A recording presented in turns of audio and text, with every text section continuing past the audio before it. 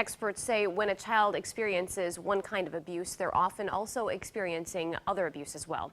But it can often be difficult for children to share about those experiences. That's why professionals from across the country are at Winona State getting hands-on training in how to best interview children.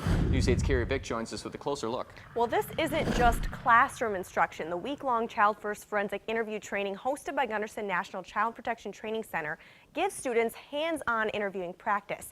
And some say this training could be the difference between a child's life lost or a child's life saved. If I say something that you don't understand, I want you to tell me that you don't understand, and I'll find another way to say it, okay? It's as close to a real child interview as a training center can get. Peter, now that we talked about good touches, I want to talk about bad touches. Sally Boldonato is one of 30 students from across the country going through this intensive training at the Gunderson National Child Protection Training Center in Winona. It's very important because if the child doesn't trust you and if the child doesn't feel comfortable with you, the child is not going to tell you what you need to know to be able to investigate your case. We're allowing the frontline professionals to learn a process for interviewing children that's research-based.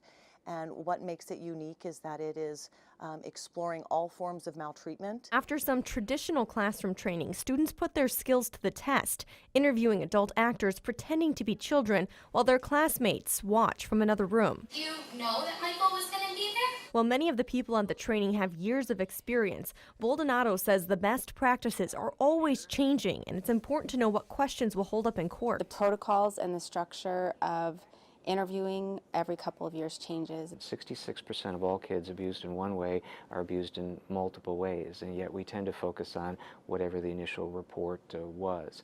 And so we're teaching professionals, all right, interview the child about the alleged abuse that has come across your desk, but also then ask about other forms of maltreatment. And while Boldonato traveled hours for the training, if it means one more child is saved, she says it's all worth it. It makes a huge difference, and it puts the bad people in jail, and it keeps security and safety for the kids, and I think that's why we do what we do. So it is not an exaggeration to say a child's life hangs in the balance, and it's really dependent on our ability to speak to them at their level. Well, Peter, thank you very much for coming in here to talk to me today. I really appreciate it. Now, while the mock interviews use adult actors to portray the children, during the week-long training, students also have a chance to hang out with local kids just to practice communicating with children. All right, thank you, Carrie. The National Child Protection Training Center says 60% of all forensic interviewers in the country have been trained through their center.